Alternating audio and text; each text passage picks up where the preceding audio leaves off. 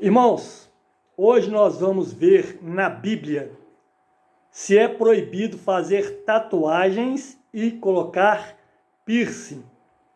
Vamos iniciar lendo no livro de Apocalipse, capítulo 19, versículo 16. Mas antes, eu quero dizer que o livro de Apocalipse é também um livro simbólico e espiritual. Vamos ler Apocalipse 19, 16, Bíblia JFA. No manto, sobre a sua coxa, tem escrito o nome: Rei dos Reis e Senhor dos Senhores. Alguns, sem conhecimento bíblico, interpretam esse versículo dizendo que o nome Rei dos Reis e Senhor dos Senhores virá tatuado na coxa de nosso Senhor e Salvador Jesus Cristo. Mas esse versículo está dizendo que o nome Rei dos Reis e Senhor dos Senhores virá escrito no manto e não na coxa. Devemos sempre lembrar que o livro de Apocalipse é simbólico e espiritual. Nos versículos de números 11 ao 15 do capítulo 19 de Apocalipse, diz que Jesus chama-se fiel e verdadeiro, e que os seus olhos eram como chama de fogo, e que sobre a sua cabeça havia muitos diademas, e que Jesus estava vestido de um manto salpicado de sangue, e o nome pelo qual se chama é o Verbo de Deus. Seguiam-no os exércitos que estão no céu, em cavalos brancos e vestidos de linho fino, branco e puro, e que da sua boca saía uma espada afiada para ferir com ela as nações. Irmãos, não podemos interpretar esses versículos fisicamente, porque neles tem coisas simbólicas e espirituais. Outros dizem que o versículo 28 de Levítico 19 não tem mais validade, porque está na lei de Moisés, no Antigo Testamento. Tudo isto é tolice, imbecilidade e falta de conhecimento bíblico. Vamos ler Levítico 19, 28, Bíblia NVI, e são palavras do próprio Deus.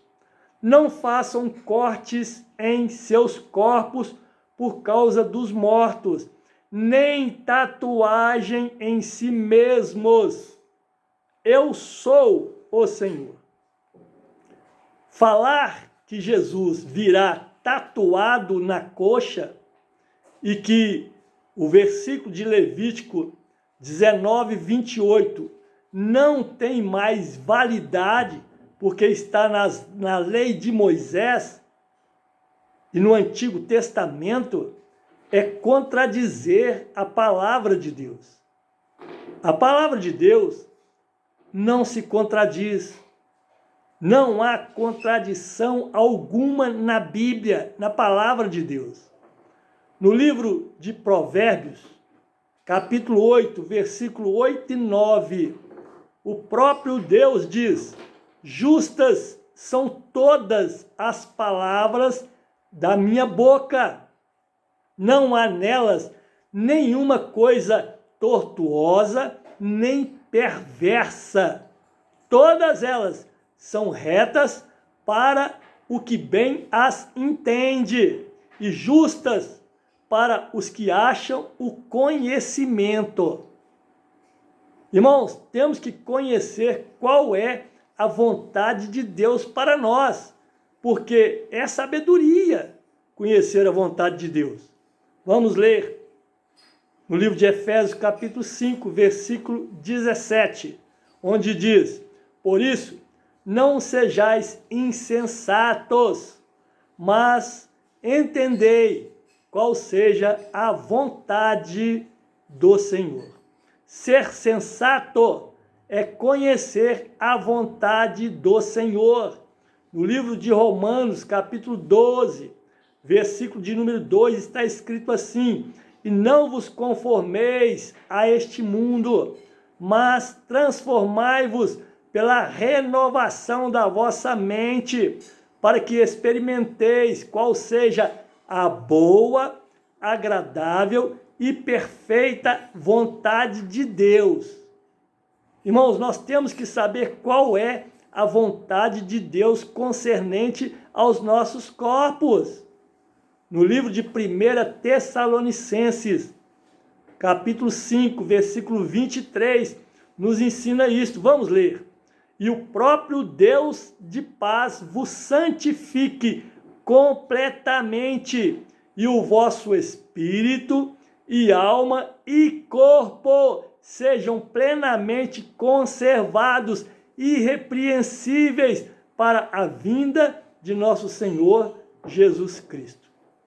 De acordo com a palavra de Deus, o nosso corpo deve ser plenamente conservado. É vontade de Deus que o nosso corpo, bem como nossa alma e espírito, sejam plenamente preservados e irrepreensíveis para a vinda de nosso Senhor e Salvador Jesus Cristo. No livro de 1 Coríntios, capítulo 6, versículo 20, nos ensina por que devemos utilizar nossos corpos para glorificar a Deus. Vamos ler. Porque fostes comprados por preço. Glorificai, pois, a Deus no vosso corpo. Irmãos, nós podemos usar o nosso corpo para glorificar a Deus. Não podemos simplesmente fazer qualquer coisa com o nosso corpo. Estaremos pecando contra o nosso corpo, estaremos pecando também contra Deus. Por isso devemos fazer a vontade de Deus, porque Ele é o nosso dono. No livro de Salmos, no Salmo 24, versículo 1, está escrito assim: do Senhor é a terra e a sua plenitude, o mundo e aqueles que nele habitam. Irmãos, nós somos de Deus, nós somos do Senhor. Nós devemos obedecê-lo e não pecar contra o nosso corpo. Vamos ler no livro de 1 Coríntios, capítulo 6, versículo 18. Fugir da prostituição. Qualquer outro pecado que o homem comete é fora do corpo, mas o que se prostitui peca contra o seu próprio corpo. Qualquer um que pratica prostituição, ele peca contra o seu próprio corpo. Por isso, irmãos, devemos compreender que devemos usar nossos corpos da forma que Deus quer que nós o utilizemos. Como a própria Bíblia nos ensina, em Romanos capítulo 6, versículo 13. Nem tampouco apresenteis os vossos membros ao pecado como instrumento de iniquidade, mas apresentai-vos a Deus como vivos dentre os mortos, e os vossos membros a Deus como instrumento de justiça. O apóstolo Paulo, ele ensina como apresentar nossos corpos a Deus em Romanos 12, 1. Vamos ler.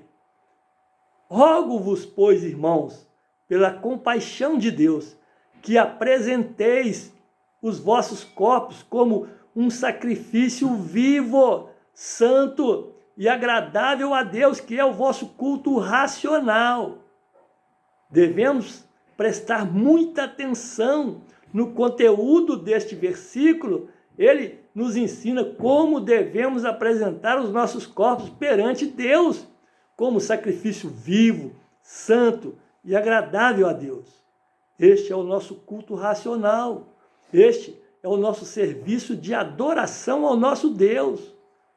De acordo com a vontade de Deus, não devemos de forma alguma mortificar o nosso corpo.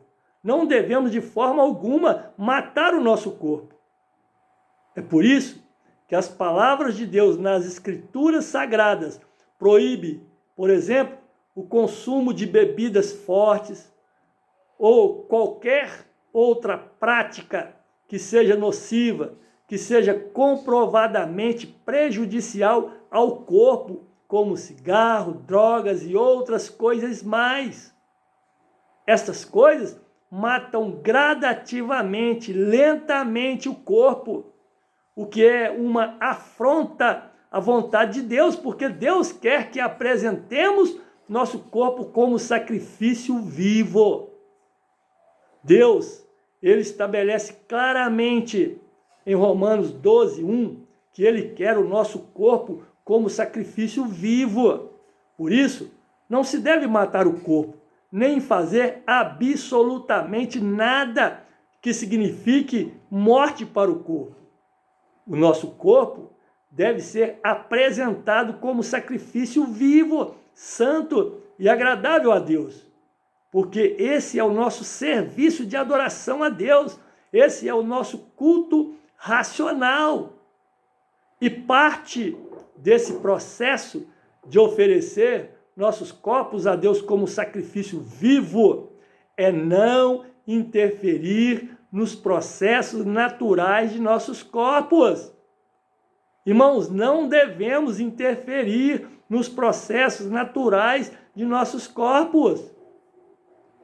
No livro de Levítico, capítulo 19, versículo 28, Bíblia NVI, está escrito, e são palavras do próprio Deus: não façam cortes em seus corpos por causa dos mortos, nem tatuagem em si mesmos.